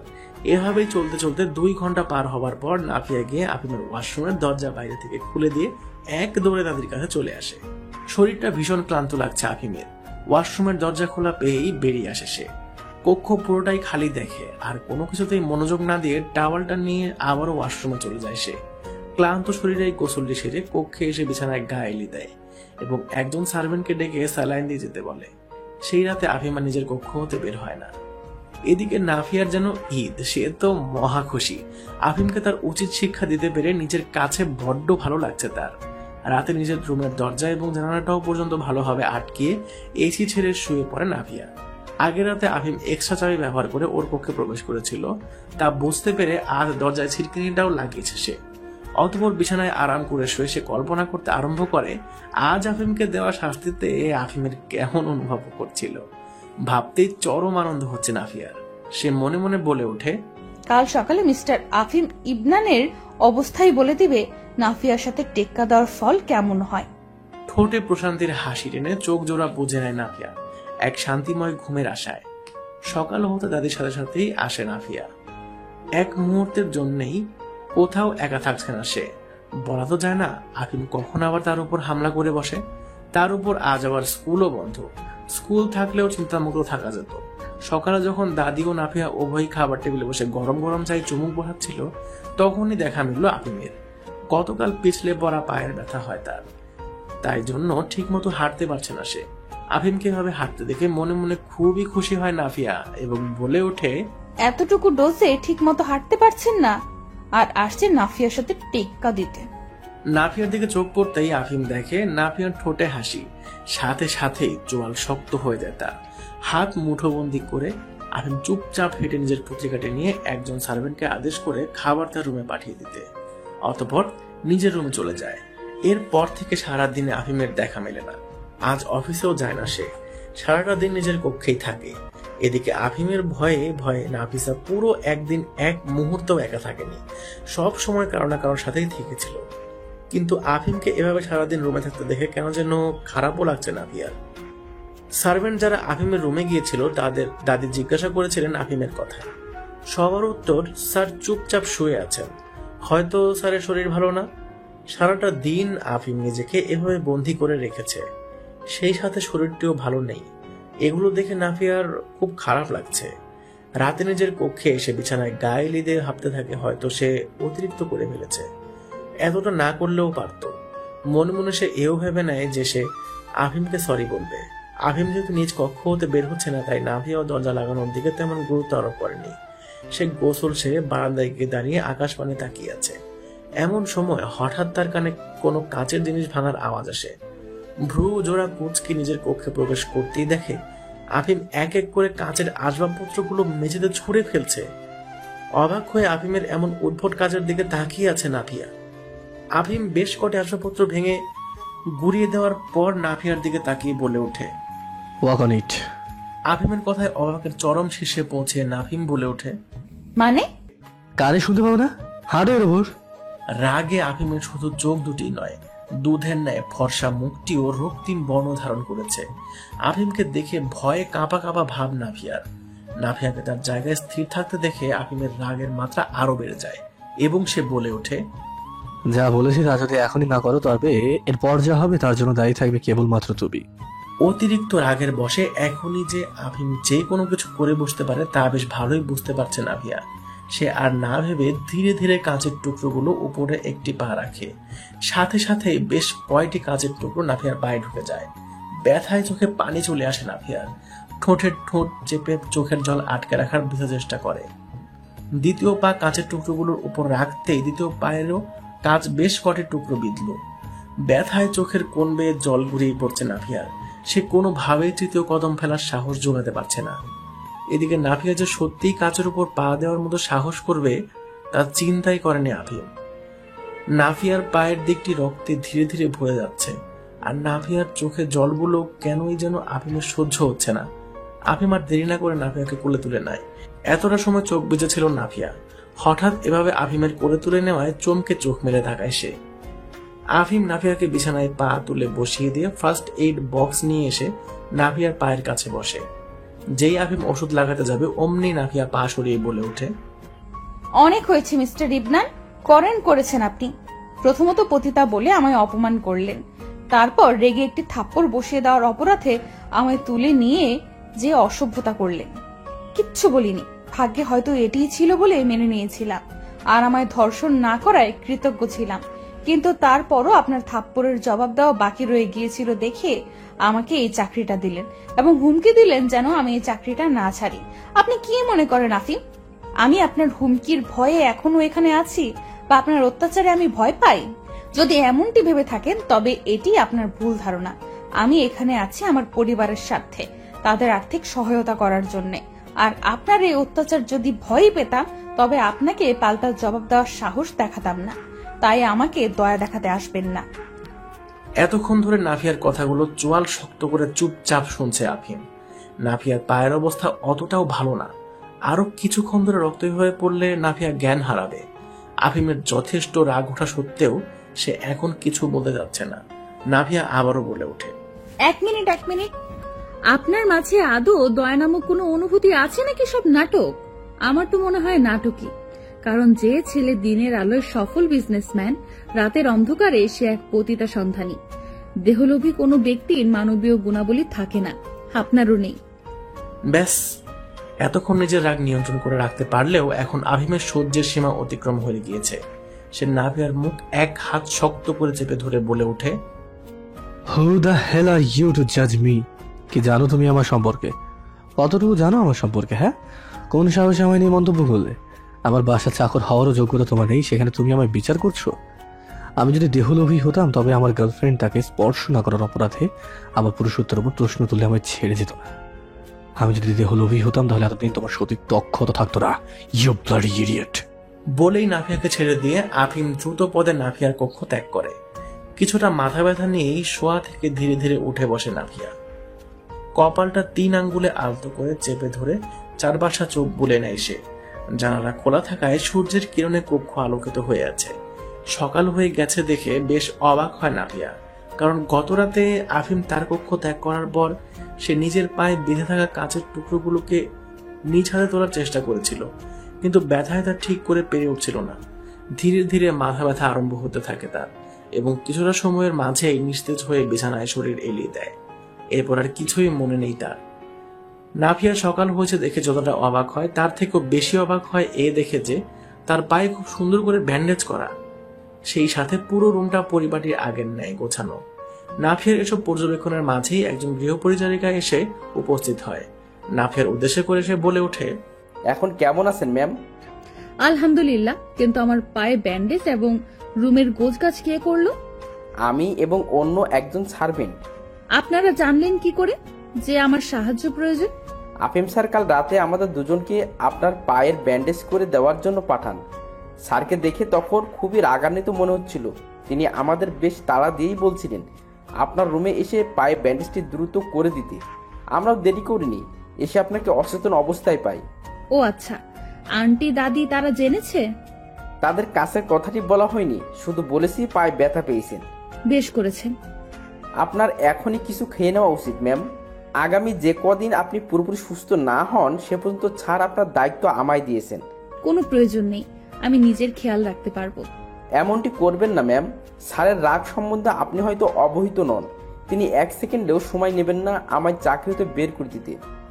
নাফিয়া উত্তরে আর কিছু বলে না। আফিমের রাগ এই কদিনে বেশ ভালোভাবে উপলব্ধি করেছে সে। নীরবতাকে সম্মতি ভেবে নিয়ে মেরি নাফিয়ার নাস্তা আনতে রান্নাঘরের দিকে অগ্রসর হয়। এদিকে নাফিয়ার ঘুম ভেঙেছে খবর পেয়ে দাদি এবং সানিয়া বেগম উভয়ই নাফিয়ার কক্ষে এসে জিজ্ঞাসা করেন সে কেমন আছে এবং পায়ে ব্যথা পেল কি করে। উত্তরে নাফিয়া বলে, আসলে রাতে একটু গলা খুসখুস করায় গরম পানি করতে রান্নাঘরে গিয়েছিলাম। গরম পানিটা গ্লাসে ঢালার সময় অসাবধানতা বশত তা হাত থেকে পিছলে পায়ের উপর পড়ে সবটা। বয়সে বড় হলেও এখানে বাচ্চাটি রয়ে গিয়েছে। এই বয়সে কেউ এমন বেখেয়ালি হয়ে চলে? তোমার থেকে এমনটা আশা করেছিলাম না। কদিন বিশ্রামেই থাকো। দুঃখিত, যেহেতু আমি এ পা নিয়ে কাজ করতে পারবো না সেহেতু সুস্থ হওয়া অবধি কি নিজের বাড়িতে যেয়ে থাকবো? না, তার প্রয়োজন নেই। এই অবস্থায় যাওয়াটাও যেমন তোমার জন্য কষ্টসাধ্য, তেমন তোমার পরিবার বিষয়টি জেনে শুধু শুধুই চিন্তিত হবেন। অনেক ধন্যবাদ দাদি এতটা ভাবার জন্যে। দাদি উত্তরে আর কিছু না বলে তিনিও ঠোঁটে হাসি টেনে আনেন। 2 দিন পার হয়ে গেল। এই 2 দিন নাভিয়া সম্পূর্ণ বিশ্রামে ছিল। নিজ কক্ষ হতেও বের হতে পারেনি পায়ে ব্যথার জন্য। স্কুলেও নিজের অসুস্থতার ব্যাপারে জানিয়ে দিয়েছিল এবং প্রায় 1 সপ্তাহের ছুটি মঞ্জুর করে নিয়েছে। আর এই 2 দিনে আফিম ও নাফিয়ার একবারের জন্য একে অপরের মুখোমুখি হয়নি। কিন্তু আফিম যাকে নাফিয়ার সেবায় নিয়োজিত করেছিল তার থেকে ঠিকই নাফিয়ার খবর জেনে নিচ্ছিল। 3য় দিনে একটু ব্যথা থাকলেও হাঁটতে পারছে নাফিয়া। ব্যাস, এখন কি আর তাকে বসিয়ে রাখা সম্ভব?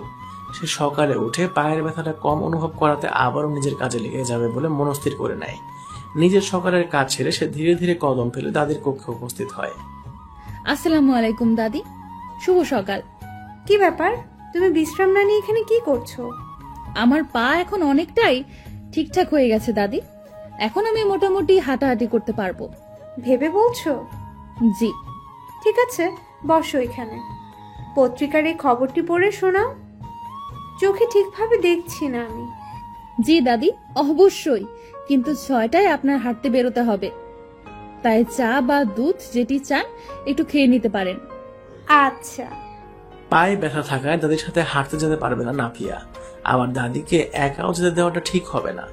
এইসব যখন ভাবছিল নাফিয়া, ঠিক তখনই দাদির কক্ষে প্রবেশ করেন সানিয়া বেগম। নাফিয়াকে দেখে তিনি বলে ওঠেন, পায়ের ব্যথা কিছুটা কমেছে। জি আন্টি। উত্তরে সানিয়া বেগম ঠোঁটে হাসি টেনে আনেন। সানিয়া বেগমকে উদ্দেশ্য করে নাফিয়া বলে ওঠে, আজ বৌমা শাশুড়িকে সঙ্গ দিলে কেমন হয়? অর্থাৎ আজ দাদির হাঁটতে যাওয়ায় আপনি তাকে সঙ্গ দিবেন আন্টি?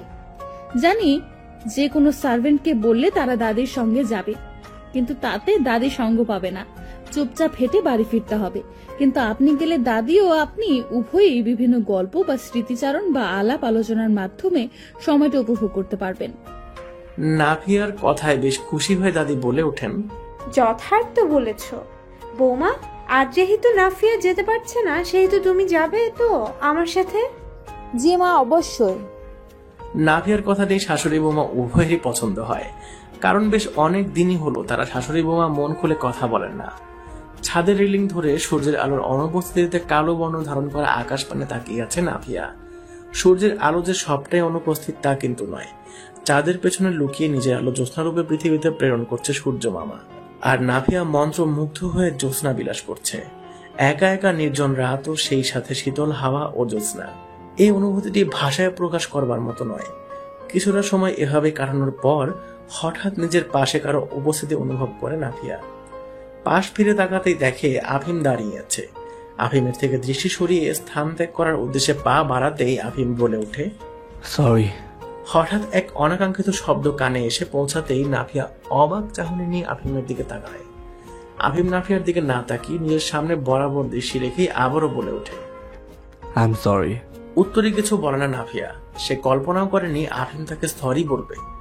অবাক হওয়ার সীমা অতিক্রম হওয়ার পরেও চেহারায় স্বাভাবিকতা বজায় রাখে নাফিয়া। কিছুটা সময় নিয়ে সে বলে, আমি জানি আপনি অনুতপ্ত, না হয় প্রতিদিন আমার খবর নিতেন না। অবাক হয় আফিম। এই বিষয়টি নাফিয়া কিভাবে জানলো? সে জিজ্ঞাসা দৃষ্টিতে নাফিয়ার দিকে তাকায়। যাকে জিজ্ঞেস করতে সেই বলেছে। উত্তরে আর কিছু বলে না আফিম। নাফিয়ার দিকে দৃষ্টি সরিয়ে আকাশ পানে তাকায়। নাফিয়াও একই কাজ করলো। কিছুটা সময় নীরবতা চলার পর নাফিয়া বলে ওঠে, আপনি খুব বদমেজাজি বা রাগী হলেও মানুষটা খারাপ নন তা উপলব্ধি করেছি। নাফিয়ার দিকে দৃষ্টি নিক্ষেপ করে আফিম। মৃদু স্বরে বলে ওঠে, আপনি সত্যিই খারাপ হলে প্রথম দিন শুধুমাত্র অচেতন হওয়া একজন অপরিচিত মেয়ের জন্য সেই রাতে ডাক্তার ডেকে আনতেন না, আর সেদিন রাতে আপনার সম্পর্কে বাজে মন্তব্য করার পরও, অনেকটা রেগে থাকার পরও আমার পায়ে ব্যান্ডেজ করাবার জন্য সার্ভেন্ট পাঠাতেন না। উত্তরে কিছুই বলে না আফিম। কিছুটা সময় নাফিয়ার চোখে চোখ রেখে তাকিয়ে থাকার পর দৃষ্টি সরিয়ে আকাশপানে দৃষ্টি নিক্ষেপ করে। অবাক হচ্ছে আফিম। মেয়েটি ওর জন্য এতটা কষ্ট পাওয়ার পরও ক্রোধান্বিত না হয়ে উল্টো ওর ভালো দিকগুলো নিয়ে ভাবছে। কিছুটা সময় নীরবতায় কাটিয়ে দেয় উভয় একে অপরের পাশাপাশি। অতঃপর নাফিয়া তার কক্ষে যাওয়ার উদ্দেশ্যে পা বাড়িয়েও থেমে যেয়ে বলে ওঠে, কারো কথায় নিজেকে বিচার করা বোকামো। আপনি জানেন আপনি অক্ষম নন, তবে আপনি সত্যি অক্ষম নন আফিম। বলে আর দাঁড়ায় না নাফিয়া। সে নিজের কক্ষের পথে অগ্রসর হয়। এদিকে নাফিয়ার কথায় আলতো এক হাসি ফুটে ওঠে আফিমের ঠোঁটে। বাচ্চাদের কাছে খুব প্রিয় একটা দিন হচ্ছে শুক্রবার। ঠিক তেমনি কিছু আরামপ্রিয় মানুষের কাছে শুক্রবারের আরেক নাম প্রেম। বাচ্চারা শুক্রবার পছন্দ করে পড়াশোনা দিয়ে আরেক দিন রেহাই দিবে বলে, আর আরামপ্রিয় মানুষেরা শুক্রবারে প্রেম খুঁজে পায়। তাদের প্রেম হয় সকালের এক লম্বা ঘুমের সাথে। আহা, সকালের ঘুমটা সে কি যে শান্তিময়। নাফিয়া আরামপ্রিয় মানুষের কাতারেই পড়ে। আজ শুক্রবার। সে কোনোভাবেই 10টার আগে বিছানা ছাড়তে রাজি নয়, কিন্তু 5:40 তার দরজায় কড়া নাড়ার শব্দ। এমন প্রেমময় ঘুমের মায়া কাটিয়ে দরজার উপাসের ব্যক্তিটিকে সাড়া দেওয়ার বিন্দু মাত্র ইচ্ছে তার নেই। ওদিকে দরজার উপাসের মানুষটি কয়েক সেকেন্ডের বিরতি নিয়ে দরজায় কড়া নেড়েই চলেছে। এক রাশ বিরক্তি নিয়ে উঠে দরজা খোলে নাভিয়া। চোখে মুখে বিরক্তির ছাপ ফেলে বলে ওঠে, আজ শুক্রবার, আমি ঘুমাবো। নাভিয়ার উক্তি শুনে গৃহ পরিচারিকার ঠোঁটে হাসি ফুটিয়ে বলে ওঠে, ম্যাম, আপনি এখন ছাত্র জীবনে নেই যে শুক্রবার ছুটির দিন উদযাপন করবেন। বিরক্তিভাব বজায় রেখে নাভিয়া বলে ওঠে, কি বলতে চাইছেন? দাদি ডাকছেন আপনার। এবার ঠোঁট উল্টে কাঁদো কাঁদো কণ্ঠে নাভিয়া বলে ওঠে, আসছি। অতঃপর তৈরি হয়ে সে দাদির কক্ষে উপস্থিত হয়। দাদির কক্ষে সানিয়া বেগম এবং দাদির উভয়ই বড় এক জানালার ধারে পাতানো দোজোড়া সোফায় দুজনে বসে আছেন। নাভিয়া তাদের সালাম দিয়ে তাদের কাছে গিয়ে বসে।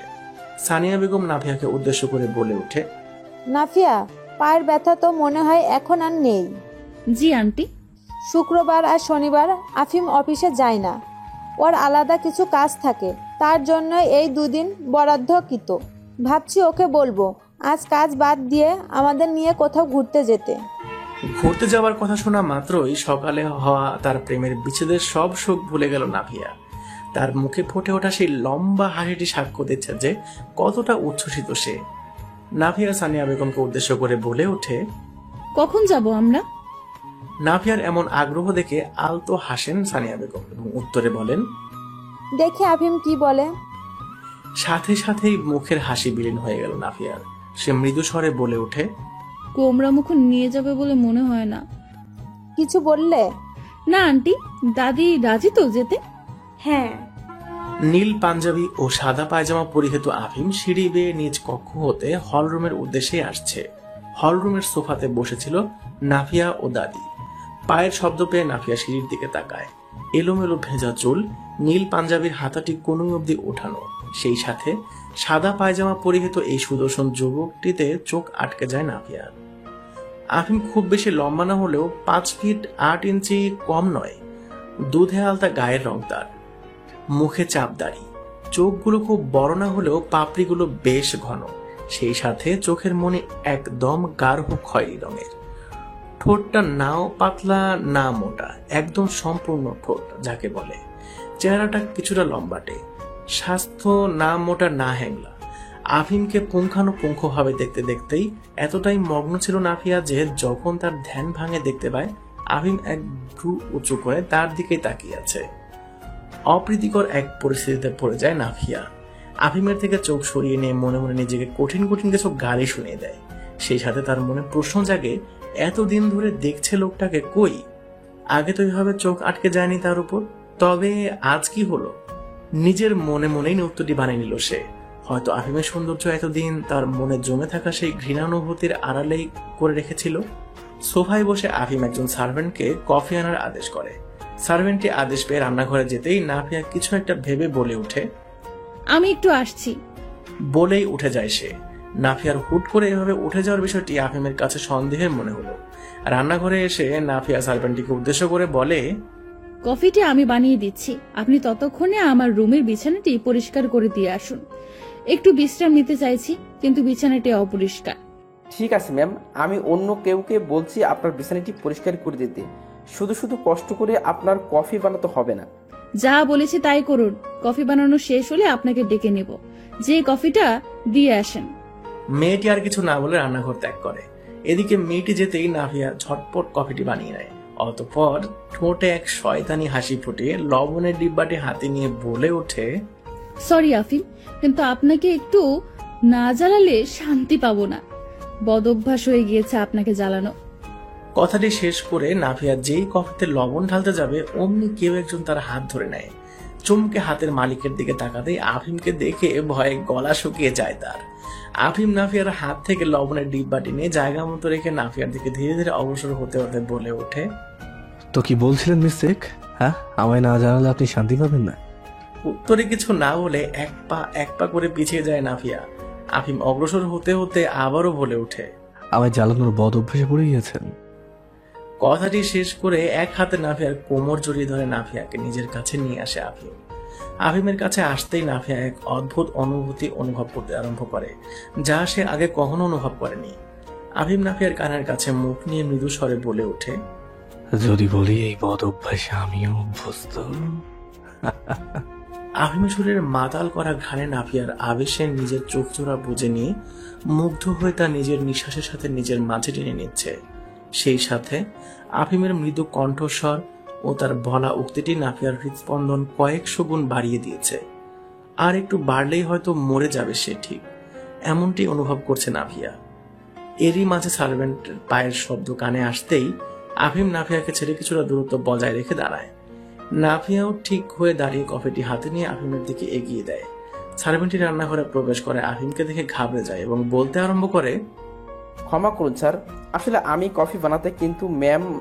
মেয়েটির কথা শেষ হওয়ার আগেই আফিম বলে ওঠে, ইটস অল রাইট। মেয়েটি যেন হাঁপ ছেড়ে বাঁচে। অতঃপর নাফিয়া এবং আফিম উভয়ই হলরুমে এসে বসে। এতক্ষণে সানিয়া বেগমও হলরুমে এসে বসেছেন।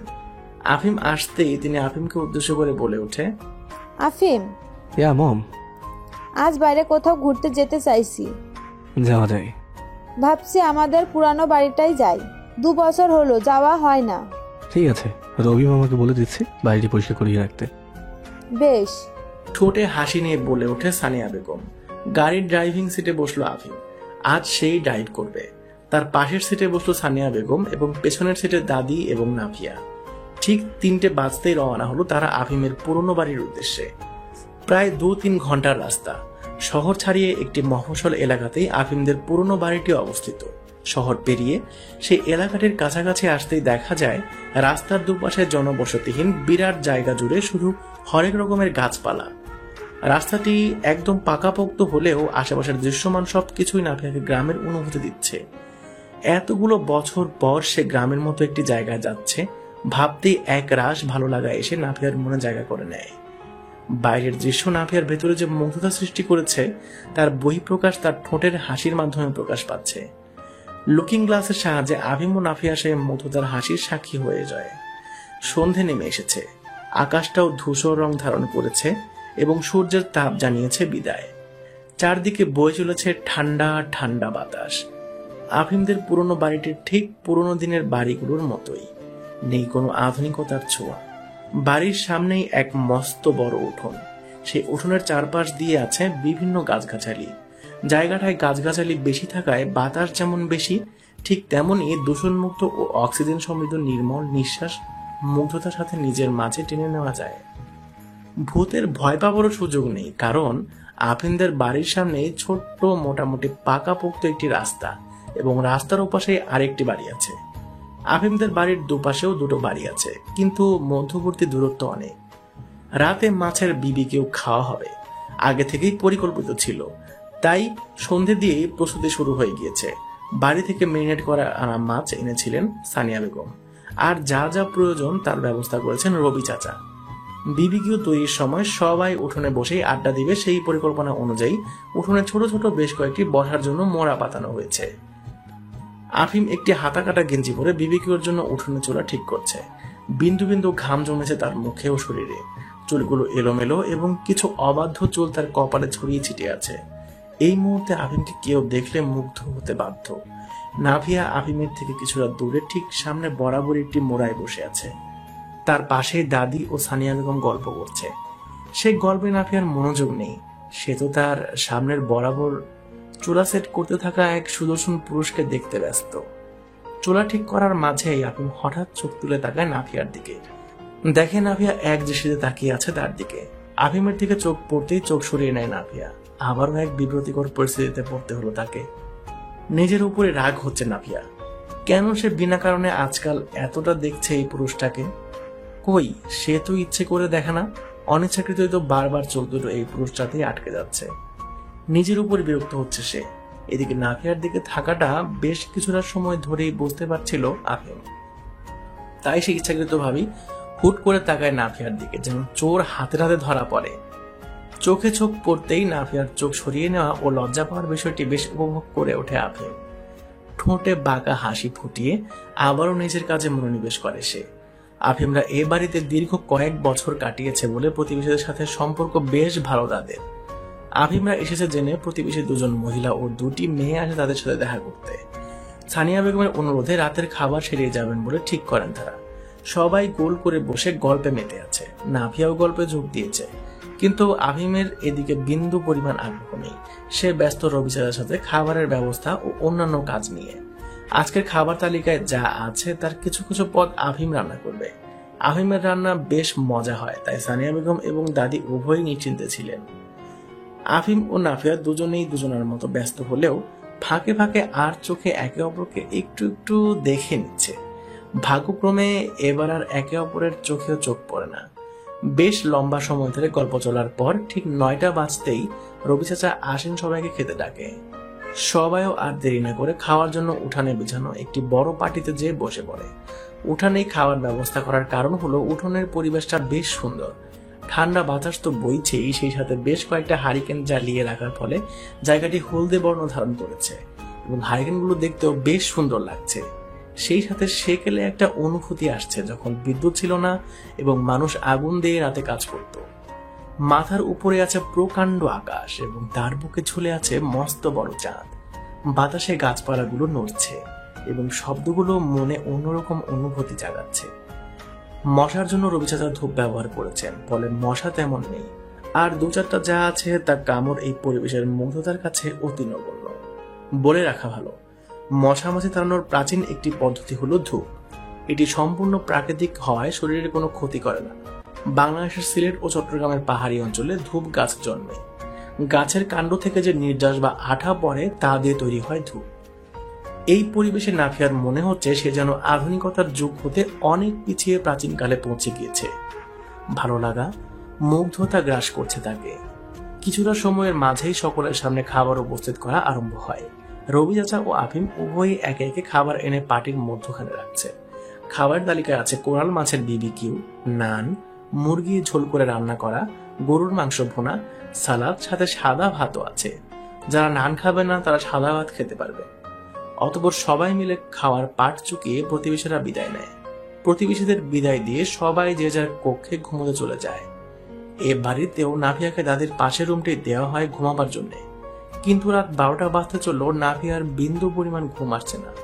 তার ইচ্ছে করছে উঠোনে যে আরো কিছুক্ষণ নিস্তব্ধে বসে থাকতে, কিন্তু একা যেতে ভয়ও লাগছে তার। সে শুয়ে থাকতে থাকতে বিরক্ত হয়ে উঠে জানালার ধারে যায়। জানালা দিয়ে বাইরে উঠোনে দেখা যাচ্ছে। হারিকেনের হলদে বর্ণের আলোতে একজন পুরুষকে স্পষ্ট দেখতে পায় নাফিয়া। ঠোঁটে হাসি টেনে চুল হতে কোমর অব্দি কাপড় দিয়ে আবৃত করে সে উঠোনের উদ্দেশ্যে অগ্রসর হয়। আফিমের ফোনে স্লো মিউজিক ছেড়ে এক হাত মাথার নিচে ও অপর হাত বুকের উপর রেখে শুয়ে আছে, নয়ন তার চঞ্জিমার দিকে। নাফিয়া এসে আফিমকে এসে একটু দূরে দাঁড়িয়ে জিজ্ঞেস করে ওঠে, আমিও যদি আপনার সাথে এখানে বসি তবে কি বিরক্ত হবেন? হঠাৎ কারো কণ্ঠস্বর কানে আসতেই উঠে বসে আফিম। নাফিয়ার দিকে একবার তাকিয়ে দৃষ্টি ফিরে নেয় সে। নিজ স্থান থেকে একটু সরে নাফিয়াকে বসার জায়গা করে দিতেই নাফিয়ার ঠোঁটে একটু হাসি দিয়ে আফিমের পাশে বসে পড়ে। নাফিয়া আফিমকে উদ্দেশ্য করে বলে ওঠে, এত রাতে এখানে? এ বাড়িতে এলে হয় ছাদে, না হয় এখানে রাত কাটে আমার। বাহ! কথা আর কিছু না পেয়ে উভয়ই কিছুটা সময় নীরব থাকে। নীরবতা ভেঙে আফিম বলে ওঠে, তুমি জেগে আছো যে? ঘুম আসছিল না, তাই মুগ্ধতা মিস করছিলাম। উত্তরে কিছু বলে না আফিম।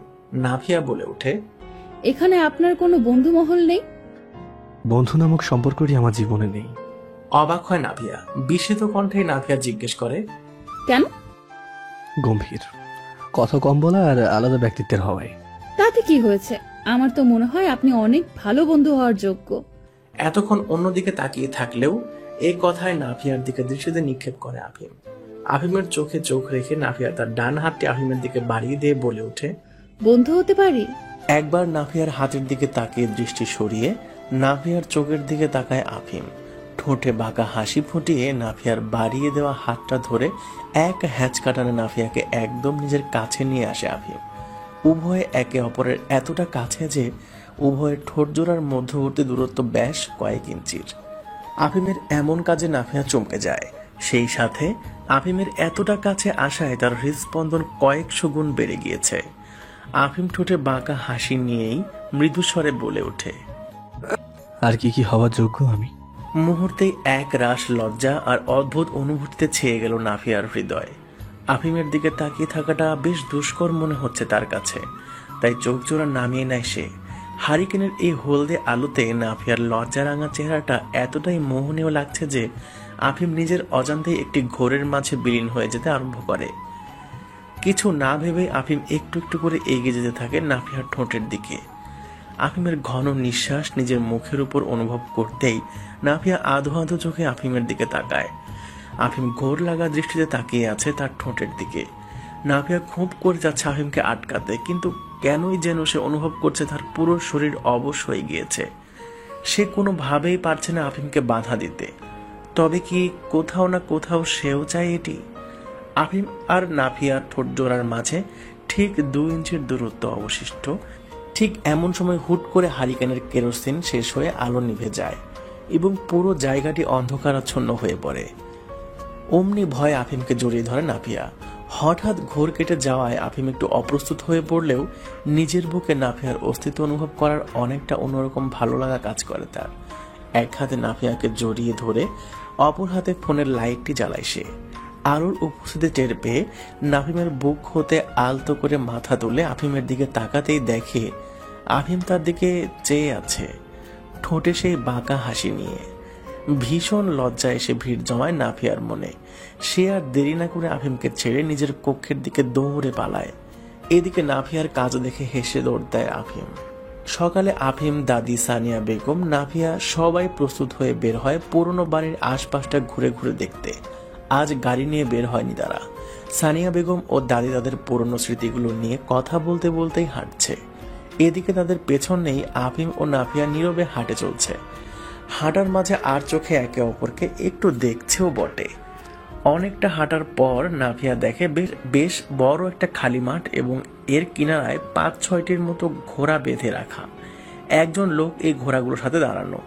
নাফিয়া ঘোড়া দেখে বেশ উত্তেজিত হয়ে দ্রুত পদে ঘোড়াগুলোর কাছে চলে যায় এবং লোকটিকে উদ্দেশ্য করে বলে ওঠে, এই ঘোড়াগুলো কি জন্য রাখা হয়েছে? এই ঘোড়াগুলো দ্বারা প্রতিদিন ঘোড়াগাড়ি চালানো হয়। ও, আলাদাভাবে ঘোড়া চালানো যাবে না, এ নিয়ম নেই। মন খারাপ হয়ে যায় নাফিয়ার। এই মন খারাপ নিয়ে বাকিদের কাছে ফিরে আসে সে। সবাই দূর থেকে নাফিয়ার এই বিষয়টি খেয়াল করে। সানিয়া বেগম এবং দাদি উভয় নাফিয়াকে মন খারাপ না করার জন্য সান্ত্বনা দিয়ে নিজেদের মতো করে আবারও হাঁটা আরম্ভ করে। আফিম এতক্ষণে কিছু না বললেও এবার বলে ওঠে, ঘোড়া চালাতে পারো? নাফিয়া মাথা ডানে বামে হেলে বোঝায় যে পারে না। আফিম এবার বলে ওঠে, তাহলে তো মন খারাপ কি আছে ইডিয়েট? আফিমের কথায় সাথে সাথে মেজাজ খারাপ হয়ে যায় নাফিয়ার। সে ক্রুদ্ধ কণ্ঠে বলে ওঠে, নিজে এত পারলে যান না চালান, অ্যারোগেন্ট। আফিম উত্তরে কিছু না বলেই উল্টো হেঁটে সেই ঘোড়াগুলোর কাছে যায়। নাফিয়া বিষয়টি খেয়াল করে না, সে তো আছে তার মন খারাপ নিয়ে। কিছুটা সময় পার হতেই আফিম একটি ঘোড়ায় চড়ে তা নিয়ে নাফিয়ার কাছে আসে। নাফিয়ার চোখ আফিমের উপর পড়তেই চোখগুলো রসগোল্লার ন্যায় বড় হয়ে যায়। অবাক চাহনিতে তাকিয়ে আছে সে আফিমের দিকে। আফিম ঠোঁটে বাঁকা হাসি ঝুলিয়ে তার দিকে চেয়ে আছে। আফিম ঘোড়া চড়াতে পারে দেখে নাফিয়া বেশ খুশি হয়ে আফিমের কাছে বলে ওঠে, প্লিজ আফিম, আমার ছোটবেলা দিয়ে শখ ঘোড়া চালানোর, প্লিজ আমাকেও সাথে নিন, please no, I want. Please please please. কিছুক্ষণ আগে কেউ একজন আমাকে অ্যারোগেন্ট বলেছিল। সরি, প্লিজ ক্ষমা করে দিন। সানিয়া বেগম এবং দাদিও আফিমকে বলে ওঠে নাফিয়াকে ঘোড়ায় ওঠাতে। অবশেষে আফিম নাফিয়াকেও ওঠায় ঘোরাতে। অসম্ভব ভালো লাগা কাজ করছে নাফিয়ার। এই প্রথম সে ঘোড়াতে উঠল। অবশ্য এক পাশেই পা রেখেছে সে, ছেলেদের মতো আর বসেনি। আফিম ঘোড়াকে নিয়ন্ত্রণ রেখেই ধীরে ধীরে চালানোর মাঝেই নাফিয়ার কানের কাছে মুখ নিয়ে এসে বলে ওঠে, আমাকে ধন্যবাদ বলা উচিত তোমার মিস শেখ। আফিমের দু বাহুর মাঝে আবদ্ধ হয়ে আছে নাফিয়া। সেই সাথে আফিমের এতটা কাছে এসে মৃদু স্বরে কথা বলার কেমন যেন একটা আলাদা রকমের অনুভূতি হচ্ছে নাফিয়ার। এই অনুভূতিটার কোনো নাম নেই, আর অনুভূতি কিভাবে ব্যক্ত করতে হয় তাও জানা নেই নাফিয়ার। কিন্তু সেও অনুভূতিটি বারংবার অনুভব করতে চায়। কিছুটা কাঁপা কাঁপা স্বরে নাফিয়া বলে ওঠে, থ্যাংক ইউ। এইভাবে না তো। তবে উত্তরে কিছু না বলে ঠোঁটে আলতো হাসি ঝুলিয়ে নেয় আফিম। দাদির রাতের শেষের ওষুধটি দিয়ে কাজ শেষ হতেই নিজের কক্ষে ফিরে আসে নাফিয়া। গায়ে জড়ানো ওড়নাটি খুলে বিছানায় ছুঁড়ে ফেলে নিজেও বিছানায় গায়ে এলিয়ে দেয়। আজ 3 মাস 15 দিন পূর্ণ হলো তার এ বাড়িতে পদার্পণ করার। তারপরেও মনে হয় এই তো বেশ কয়েকদিনই হয়েছে এ বাড়িতে সে পদার্পণ করেছে। সেই সাথে এ বাড়ির মানুষগুলো এতটাই ভালো যে এ মানুষগুলোর সাথে না থাকলে আফিয়ার মনে হয় পরিবারের সাথেই আছে। হঠাৎ নাফিয়ার পাশে পড়ে থাকা তারা ফোনটি বেজে ওঠে। ফোনের স্ক্রিনের দিকে তাকাতেই দেখতে পায় আম্মু লিখে সেভ করা নম্বরটি দিয়ে কল আসছে। নাফিয়ার ঠোঁটে হাসি টেনে কলটি রিসিভ করে। ফোনের ওপাশ থেকে নয়না বেগম বলে ওঠে, কেমন আছো মা? সকালে সেই থেকে দুপুরেও তো এই একই রকম প্রশ্ন করেছো আম্মু, আর গত 3 মাস 15 দিনে প্রতিদিন 3 বেলা করে এই একই প্রশ্ন করে আসছো। তুমি বিরক্ত হও না? মোটেই না, মা হলে বুঝতে। এখনো মা হও নাই তো, তাই এমন প্রশ্ন জাগে। উত্তরে একটু হাসে নাফিয়া, অতঃপর বলে ওঠে, আমি আলহামদুলিল্লাহ ভালো আছি। তুমি কেমন আছো? আলহামদুলিল্লাহ। সন্তান এতটা দিন ধরে দূরে থাকলে কোনো মা ভালো থাকে? দূরে কোথায়, মাত্র 40 মিনিটের রাস্তা। আর এই 40 মিনিটের রাস্তায় তুমি গত 3 মাসের অতিক্রম করে নিজ মার সাথে দেখা করতে আসতে পারলে না? উত্তরে চুপ থাকে নাফিয়া।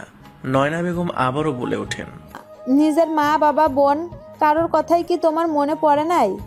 একটিবারে এসে তাদের দেখে যেতে ইচ্ছা হয় না? উফ আম্মু, বড্ড বেশি বোঝো। এখানে আমি কাজের জন্যই থাকি, আর মাত্র 3 মাস হলো জয়েন করেছি। এখনই যদি ছুটি চাই তবে তারা কি ভাববে? নিশ্চয়ই এটাই যে আমি কাজে ফাঁকি দেওয়ার মেয়ে। এত কিছু বুঝতে চাইছি না। 2-3 দিনের মাঝেই তোমার বাসায় দেখতে চাই। কিন্তু নাফিয়া, এটি আদেশ। ঠিক আছে মা, রাখছি, কাল সকালে জানাবা কখন আসছো। আচ্ছা। ফোন রেখে কিছুটা চিন্তিত হয় নাফিয়া। জানলার ধারে এসে দাঁড়িয়ে আকাশ পানে দৃষ্টি নিক্ষেপ করে নাফিয়া। আজ আকাশে চাঁদ নেই, তবে তারার সমাবেশ দৃশ্যমান। চাঁদের যেমন মুগ্ধতা আছে, প্রশান্তি আছে, তারাই তা না থাকলেও তা দেখতে বেশ লাগে। নাফিয়া নিজের গায়ে ওড়না পেঁচিয়ে ছাদে যাওয়ার উদ্দেশ্যে নিজের কক্ষ ত্যাগ করে। ছাদে আসতেই চমকে যায় নাফিয়া। ছাদে এসে যে তার এমন কিছু দেখতে হবে তা তার ভাবনাতেই ছিল না। ছাদের দরজার ধারে চুপটি করে দাঁড়িয়ে আছে সে। আফিম কোনো একটা স্লো মিউজিকে স্লো মোশন ড্যান্সে মত্ত হয়ে আছে।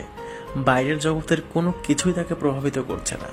সে যেন নিজের অন্য কোনো একটা দুনিয়ায় আছে এই মুহূর্তে। প্রায় 7 মিনিট মন্ত্রমুগ্ধ হয়ে আফিমের নৃত্য দেখার পর নাভিয়া অনিচ্ছাকৃতভাবেই বলে ফেলে, ওয়াও, অসাধারণ। নাভিয়ার কণ্ঠস্বর কানে আসতেই তার দিকে তাকিয়ে থেমে যায় আফিম। হাঁপিয়ে যাওয়ায় নিঃশ্বাস কিছুটা ঘন হয়ে গেছে তার। নাভিয়া আফিমের দিকে এগিয়ে আসতে আসতে বলে ওঠে, একদম ইন্ডিয়ান রাঘব জুয়েলের মতো স্লো মোশন ডান্স করেন আপনি।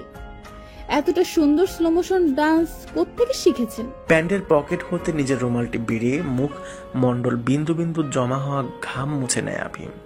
অতঃপর নাভিয়াকে উদ্দেশ্য করে বলে ওঠে, ছোটবেলা থেকে নৃত্যের প্রতি বেশ অনুরাগী ছিলাম। একা একাই নিজের মন মতো নাচতাম। এইভাবে কিছুটা বড় হওয়ার পর আমার স্কুলে একজন নৃত্য পণ্ডিত বলা চলে এমন শিক্ষকের খোঁজ পাই। তাকে অনুরোধ করার পর তিনি আমায় নাচ শিখিয়েছিলেন। এসব বলতে বলতে নাভিয়া এবং আফিম উভয় ছাদের রেলিং এর ধারে এসে দাঁড়ায়। আফিমের কথার উত্তরে নাভিয়া বলে ওঠে, বাহ, আপনার তো প্রফেশনাল ডান্সার হওয়া উচিত ছিল। উত্তরে কিছু না বলে একটু হাসি ঠোঁটে টেনে আনে আফিম। এরপর কিছুটা সময় নীরবে কাটাবার পর নাভিয়া বলে ওঠে, আফিম, হুম, আমার কিছুদিনের জন্য ছুটি প্রয়োজন। নাভিয়ার কথাটি শুনে তার দিকে ফিরে তাকায় আফিম। এরপর বলে ওঠে, কেন? বাসায় যেতে চাইছি। যদি না দিই ছুটি? উত্তরে আফিম কিছু বলে না, নিজের দৃষ্টি সরিয়ে নেয় সে। নাভিয়াও আফিম হতে নিজের দৃষ্টি সরিয়ে নেয়। বিন্দু পরিমাণ ভালো লাগছে না নাভিয়ার। বাসায় গেলে আগামী কিছুদিন এই মানুষটাকেও আর দেখতে পারবে না। কিন্তু নাভিয়া বুঝে উঠতে পারছে না, এই মানুষটাকে না দেখলেও ওর তো কিছু যায় আসার কথা না। তবে কেন খারাপ লাগা কাজ করছে? নাভিয়া কেনই যেন খুব করে চাইছে আফিম বলুক, miss Sheikh, I will miss you. ঠিক ওই মুহূর্তে আফিম বলে ওঠে, will you dance miss Sheikh? চোখ মেঝের দিকে রেখে আলতো স্বরে বলে। অবাক হয় নাভিয়া, সেই সাথে কিছুটা খুশিও হয় সে। কিন্তু সে তো নাচতে পারে না। এটি মনে হতেই মন খারাপ হয়ে যায় নাভিয়া। সে মন খারাপ করেই বলে ওঠে, আমি নাচতে পারি না। উত্তরে আলতো হেসে আফিম তার ডান হাতটি নাভিয়ার দিকে বাড়িয়ে দেয়। একবার আফিমের হাতের দিকে তাকিয়ে চোখ সরিয়ে আফিমের চোখের দিকে তাকায় নাভিয়া। আফিমের দৃষ্টিও নাভিয়ার দিকেই। গাঢ় খয়েরি রঙের এ চোখ জোড়ায় একটা ভরসা খুঁজে পাচ্ছে নাভিয়া। নাচ পারুক বা না পারুক, এই মানুষের হাত কোনোভাবেই ফিরে দিতে পারবে না সে। আর না ভেবেই আফিমের হাতের উপর হাত রাখে সে। আফিম এক হ্যাঁচকা টানে তাকে নিজের বুকে নিয়ে আসে। এক হাতে নাভিয়ার কোমর ও অপর হাত নাভিয়ার হাতে আঙুলের মাঝে আঙুল দিয়ে ধীরে ধীরে নাভিয়াকে নিয়ে দুলছে আফিম। আগের থেকেই আফিমের ফোনে স্লো মিউজিক চালু করা ছিল। বেশ কিছুটা সময় দুজনে এই স্লো ডান্সে মত্ত থাকে। আসলে ড্যান্সের কোনো স্টেপই নাভিয়ার করতে হচ্ছে না। প্রতিটি স্টেপ আফিম নিজে করছে এবং নাভিয়াকে দিয়ে করাচ্ছে। নাভিয়া খুব উপভোগ করছে বিষয়টি। সেই সাথে উভয়ের এতটা কাছে থাকায় তাদের দুজনের মাঝে এক অন্যরকম অনুভূতি কাজ করছে। এই অনুভূতিটি উভয়ে খুব করে উপভোগ করছে। অতঃপর নৃত্য শেষ হতেই আফিম ও নাভিয়া উভয় কিছুটা হাঁপিয়ে যাওয়ায় জোরে জোরে শ্বাস নিতে শুরু করে। সেই সাথে উভয়ের ঠোঁটেই হাসি। নাভিয়া আফিমকে উদ্দেশ্য করে বলে ওঠে, ধন্যবাদ আফিম, এটি আমার জীবনের দ্বিতীয়তম শ্রেষ্ঠ অনুভূতি ছিল। ঠোঁটে আলতো হাসি নিয়েই আফিম জিজ্ঞেস করে ওঠে, প্রথমটি? ঘোড়ায় ওঠা। এক ব্রু উঁচু করে আফিম বলে ওঠে, ইট মিনস তোমার জীবনের শ্রেষ্ঠ দুটি অনুভূতি আমার সাথে। জি। বাঁকা হেসে আফিম বলে ওঠে, where is my return gift? কি চাই আপনার? যা চাইবো তাই দেবে। ঠোঁটে বাঁকা হাসি ঝুলিয়ে একটু একটু করে নাভিয়ার দিকে এগিয়ে আসতে আসতে বলে ওঠে আফিম। নাভিয়া ইতস্তত করায় একটু একটু পেছাতে থাকে। মৃদু স্বরে সে বলে ওঠে, চেষ্টা করব। চেষ্টা করবো বললে তো হবে না। আমার ঘুম আসছে। বলতে বলতেই ছাদের রেলিং এর গা ঘেঁষে দাঁড়িয়ে পড়ে নাভিয়া।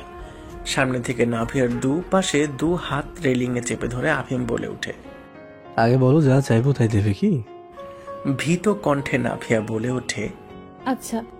ঠোঁট কামড়ে একটু হেসে আফিম বলে ওঠে, তোলা থাকলো। এবার যেন হাঁপ ছেড়ে বাঁচে নাভিয়া। সে ঠোঁটে হাসি ফুটিয়ে বলে ওঠে, আচ্ছা। কবে যেতে চাইছো বাসায়? কালই। উত্তর শুনে কিছুটা সময় নাভিয়ার চোখের দিকে তাকিয়ে থাকে আফিম। নাভিয়াও এক দৃষ্টিতে তাকিয়ে থাকে আফিমের চোখের দিকে। উভয়ের চোখ জোড়ায় অব্যক্ত অনেক কথাই বলতে চাইছে এবং তারা উভয়ই একে অপরের চোখের ভাষা বুঝবার চেষ্টা চালিয়ে যাচ্ছে। নাভিয়ার চোখের দিকে এভাবে তাকিয়ে থাকায় আবারও আফিমের মাঝে ঘোর লাগা অনুভূতি কাজ করছে, যা এই মুহূর্তে চাইছে না সে। ইচ্ছে না থাকা সত্ত্বেও সে নাভিয়ার থেকে চোখ সরিয়ে নাভিয়ার থেকে কিছুটা দূরে সরে দাঁড়ায়। আফিমের কাছে থাকাটা বেশ ভালো লাগছিল নাভিয়ার। হঠাৎ আফিমের এভাবে দূরে সরে যাওয়াটা ভালো লাগেনি তার। সে কিছু না বলে চুপচাপ চলে যাওয়ার জন্য পা বাড়াতেই আফিম ডেকে ওঠে।